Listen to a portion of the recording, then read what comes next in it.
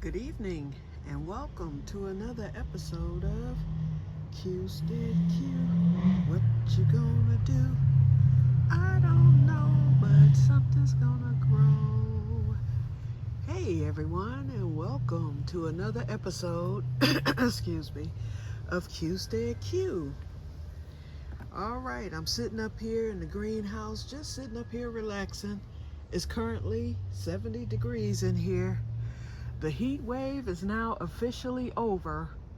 Now Tuesday we are supposed to hit 86 degrees, but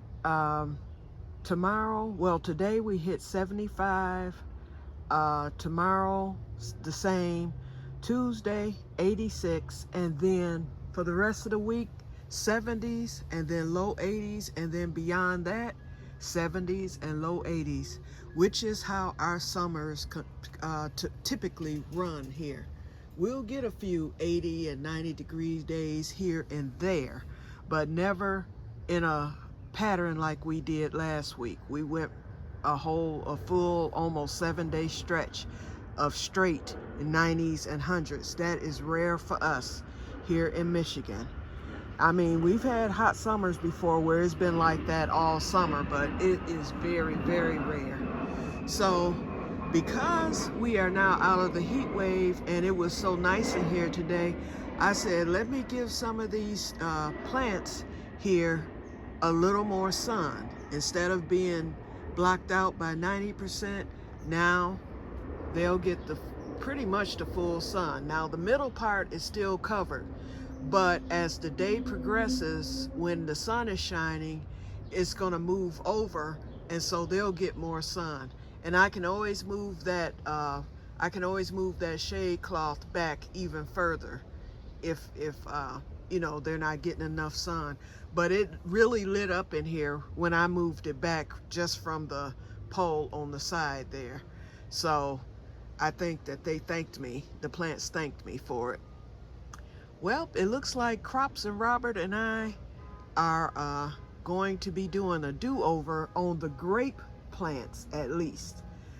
Our raspberry plants are holding up good. I mean, that propagation will hold up even without the root stimulator, I think. Because when I did my roses last year, that's all I did, just like that. And just how for the raspberry, I looked on YouTube University, and they gave the exact same instructions that I had received last year for propagating the rose bushes that I propagated, and that worked. Within, I would say, 3 weeks, I suddenly had foliage growing from the rosemary, from the rose bushes. I keep getting that intertwined. So I'm not worried about the raspberries here.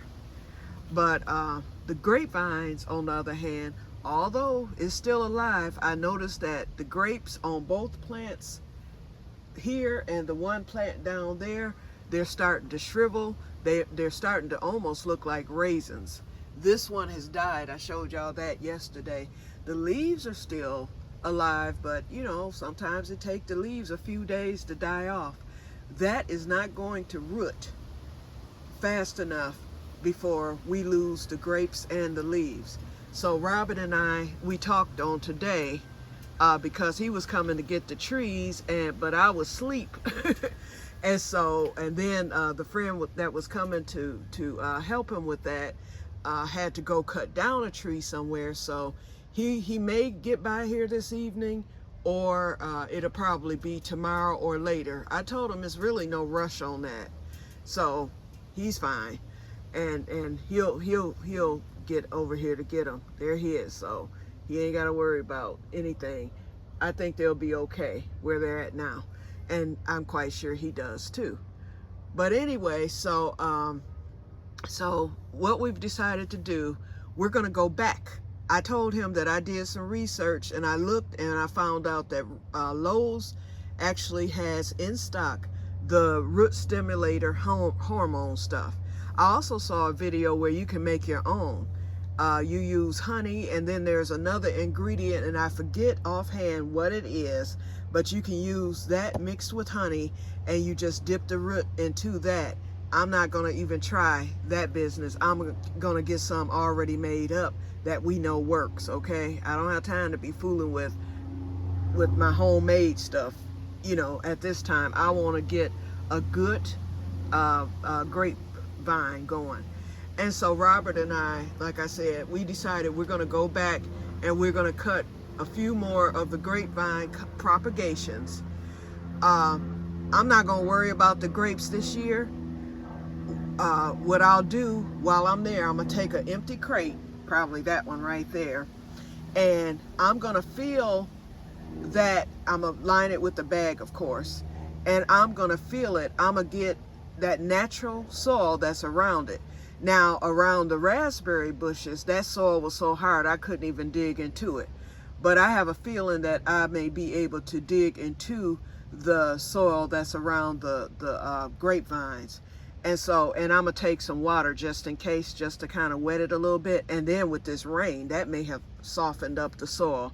So I'm going to dig and I'm going to take a crate and a bucket, and I'm going to fill it with the native soil that the grapevine is in. That will ensure, I would assume, that I will get grapevines next year, because they, as you can see, they're producing from that soil that's already there. So obviously the nutrients that those grapevine need to make it produce grapes are there.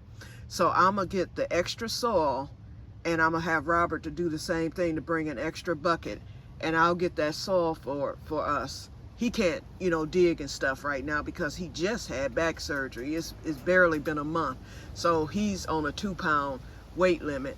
So I can do that because I'm heavy enough to get down in there and dig that soil. So I'll do that for both of us. And then what that is, if he wants some of the native soil, he probably will. Okay, then when I plant them out, what I'm going to do is I'm going to start it off, first of all, with the root stimulator. So I'm going to start it off just like these. I'm going to pull these up and just get rid of them and start the new ones off in this, and then the new one that I get of a larger one, I'm going to start that off in the crate that I bring from, with the dirt from the site. And then that one I will eliminate, and that crate will just remain empty. Okay, so once that's done and we get it established, at the end of the season, all of the grapevines, in fact, all of the fruit, plants are going to be put into the ground. So when I put the grapevines into the ground along the fence there, of course, I'm going to dig a hole. Actually, there's a hole already over there where I had this asparagus. Yeah, I filled the hole in, but it's still nice and soft to where I can, go right back in there. Then I'm going to pour the native soil into the hole, plant the grapevine, and then pour the rest of the native soil around it to, tighten it up and pat it in. And those grapevines should do exactly what they did this year and all the years before. So, and then whatever's left, I'll use that for the raspberries that I plant. Because I know I'm going to put one of them out front. Okay, in that hole that's already there, I'll just pour that native soil in. And that's going to pretty much guarantee me a crop. So, of the grapes and the raspberries. So we'll go that route. So that's what we're going to do. We're going to do the do-over. And like I said, with that root stimulator, we can't go wrong. So we're just doing it. We tried this. It was an experiment. It doesn't look, it will work, but I think we can do it a little bit better. And Robert, he was the one who said, let's do that. And I was like, yeah. And then I told him about what I researched. And so we brainstormed and we decided that's what we were going to do. Okay, it's about to rain, so it looks like I'm going to get caught. It rained all night last night, but I didn't even check the hay today. But I believe with the wind, it looks like, I'm looking at it out the window here, it looks like it's fairly dry. And I know the potatoes are doing good, so we're not even going to go out there. Another thing I did was I started looking at the greenhouse modification videos again. Now, don't get me wrong, when the people from the list, I'm calling it the list because it wasn't Angie's List, but I cannot remember the name of that the website, but it's like Angie's List.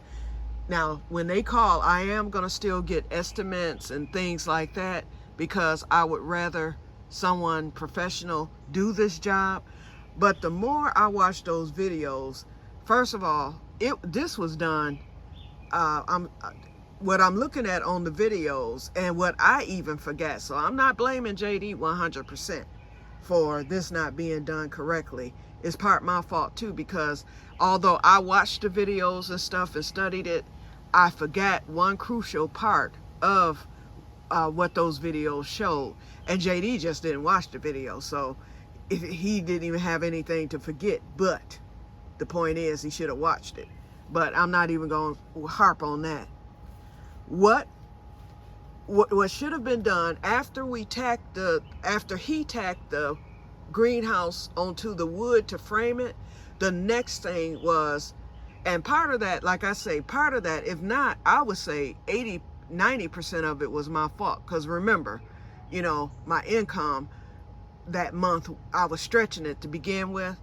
And so I might have not forgotten, but I might have decided to cut corners. Well, anyway, you are to sandwich in 2 more pieces of wood along the sides.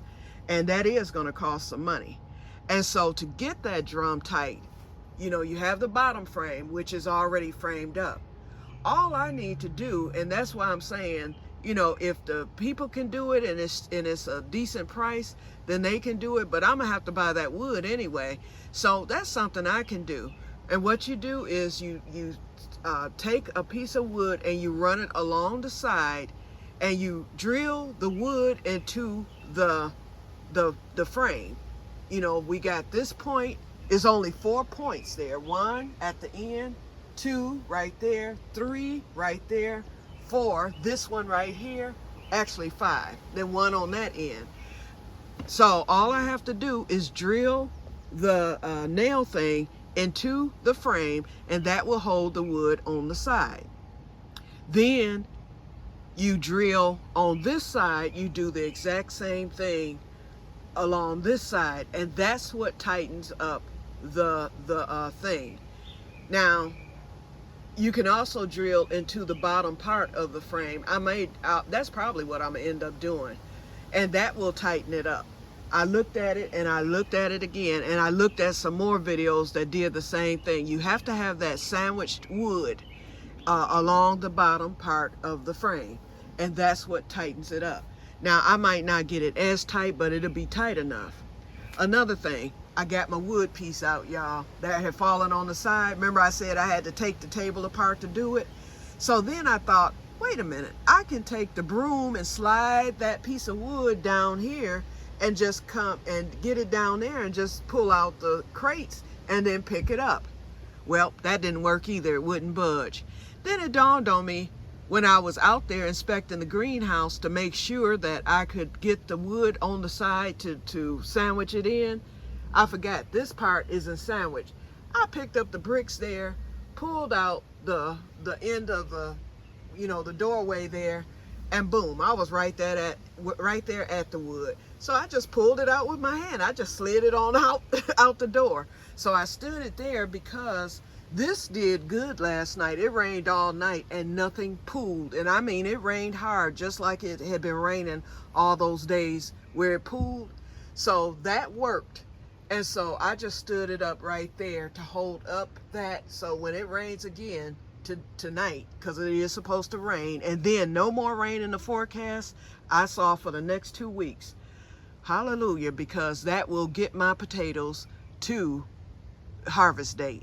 So as long as we don't get any more rain, I mean, a little shower here and there won't hurt things, but this torrential rain, oh no. But we're supposed to get more torrential rain this evening, and that's it. You know, so, you know, we can withstand the next one, and then after that, everything will dry out, and I believe my potatoes will be okay. and I can get them harvested. In fact, I'm gonna let them go a little bit longer, because I saw in a video they said, you know, you can let your potatoes even after the plants die. You don't want them to stay forever, but they said you could probably go like a week longer and you know, just leave them there for a minute, especially if you have wet soil and stuff underneath, which I do. So, you know, I'll look at them and see. They seem to be getting bigger for me.